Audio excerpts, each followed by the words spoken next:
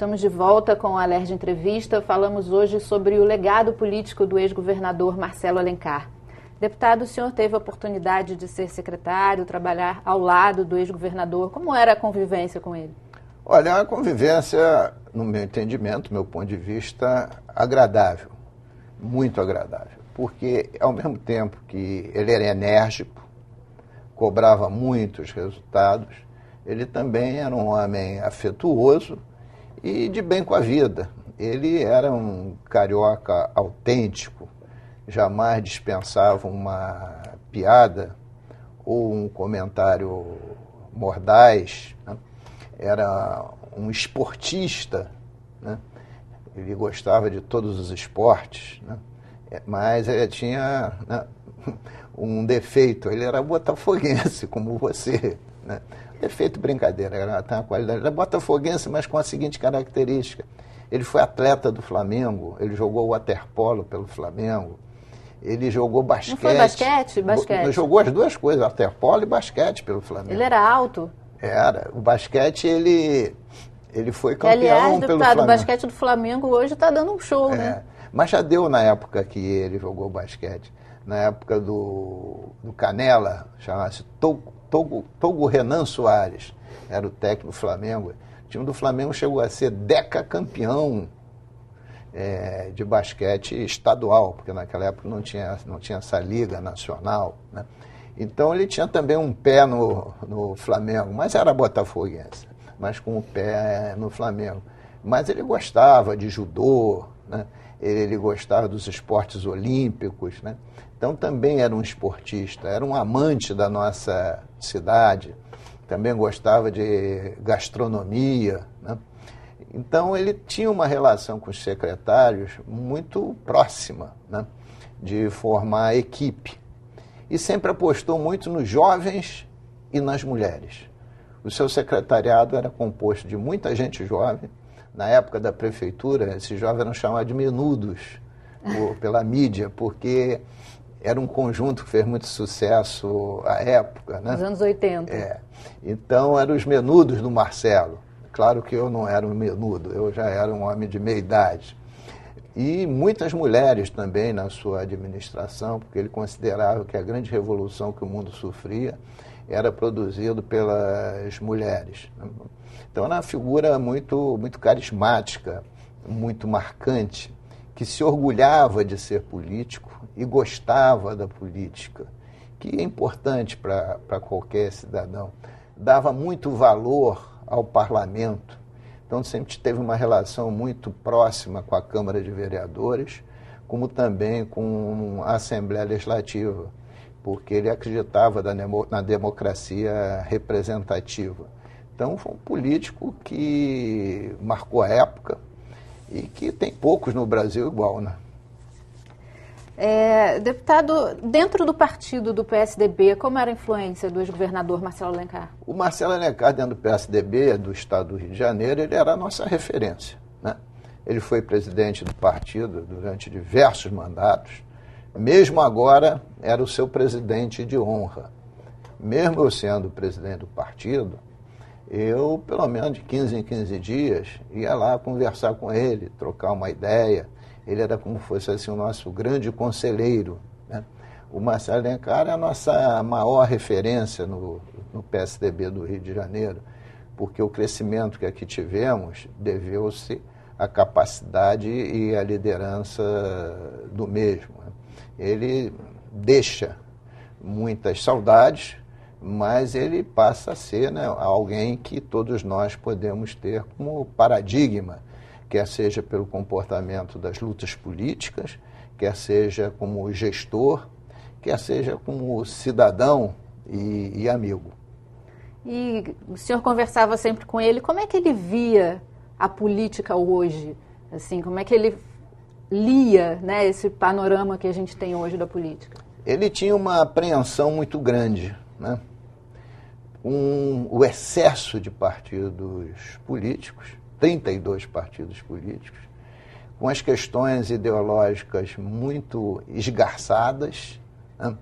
Com as pessoas votando muito mais em pessoas, não em partidos e ideias, com essa pauta de discussão muito frouxa, né? Ele acompanhava o nosso desempenho pela TV Alerj, ele não deixava de ver. Né? Olha, que honra. Não deixava de ver. E as nossas conversas eram sempre ele me pedia, Paulo, temos que fortalecer o nosso partido.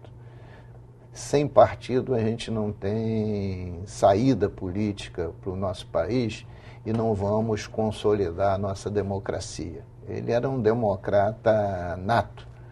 E agora mesmo o PSDB teve sua convenção nacional. E pouco antes dele falecer, ele me mandou um cartãozinho justificando a sua ausência, né, para entregar lá ao senador Aécio Neves. Né?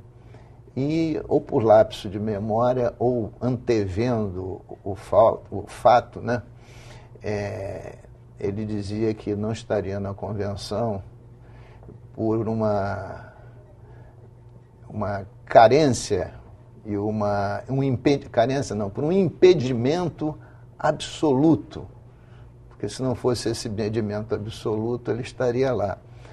E eu entendo que impedimento absoluto, para mim, é a morte, né? É o único. É o único. Então, mesmo assim, ele fez questão de fazer esse cartão que eu entreguei no dia do velório ao senador Aécio Neves, né? Para mostrar a preocupação que ele tinha, né? Mesmo com a grande dificuldade de locomoção que ele estava, ele procurava nos atos mais relevantes estar presente e sempre que estava presente recebia o carinho de todos. A sociedade, no seu falecimento, deu demonstrações evidentes do reconhecimento da sua grandeza política, da sua grandeza partidária e da sua grandeza como gestor. Todo gestor abre polêmicas, mas a gente tem que saber se o saldo, né, se o conjunto de ações afirmativas é superior ao conjunto de ações não afirmativas. E eu garanto a você que tanto na cidade do Rio de Janeiro, principalmente, como no governo do Estado, o conjunto de ações afirmativas foram muito mais fortes.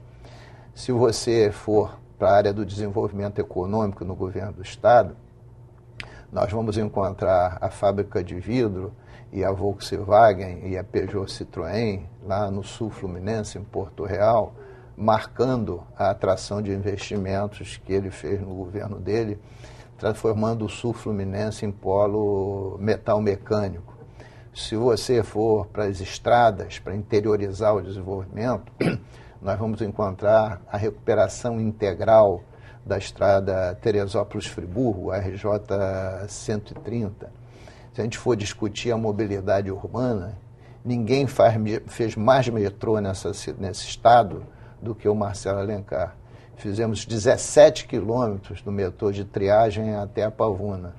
E, pertinho lá onde você mora, o metrô de Botafogo até a Praça Cardeal Arco Verde, tendo deixado licitado a concessão iniciativa privada da linha 4, né, que teve o traçado alterado, né, que era a linha 4, que está sendo feita agora. Mas um trecho é comum, o trecho que vai da Gávea até a Barra da Tijuca. Né? Então veja que, se a gente for para a Baixada Fluminense, 2 projetos marcaram muito a Baixada Fluminense. Um é chamado Baixada Viva, que todos os outros governantes rebatizam com outros nomes. Mas o que é? Luz, esgoto, água e asfalto para aqueles milhares de ruas não pavimentadas. Tivemos a implantação da Via Light, ligando o terminal rodoviário Nova Iguaçu até o terminal metroviário da Pavuna. É um projeto que seguramente vai ser continuado, chegando até Brasil e, quiçá, até Madureira.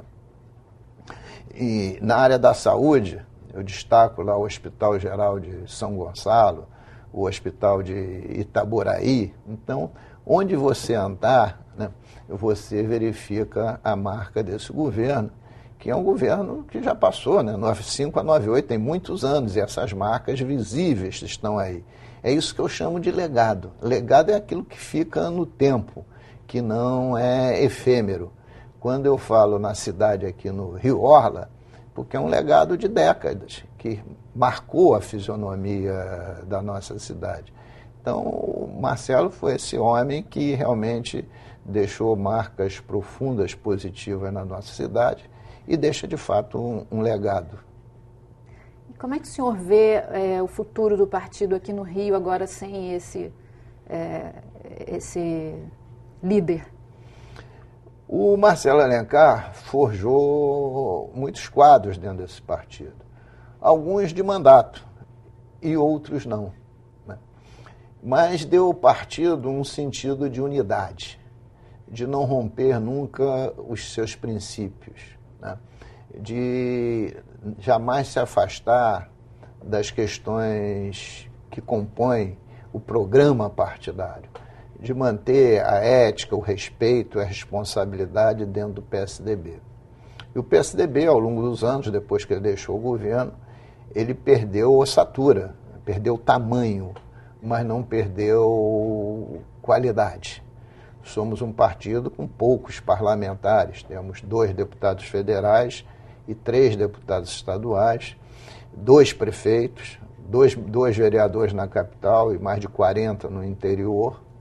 Então, não somos um partido grande, mas somos um partido de muito bom conceito e respeitado. E hoje se vive nesse país um momento de mudanças profundas. Então, a expectativa que temos, que é a partir desse pleito, a gente possa ter uma expansão, um crescimento, sem perdermos o nosso rosto, sem perdermos a nossa identidade. Ok, muito obrigada, deputado. A gente vai ficando por aqui. Se você gostou desse programa e quiser rever, você pode acessar o nosso site, é www.tvalerj.tv, ou então mande a sua mensagem para faleconosco@tvalerj.tv. Até a próxima, TV Alerj, o canal do povo fluminense.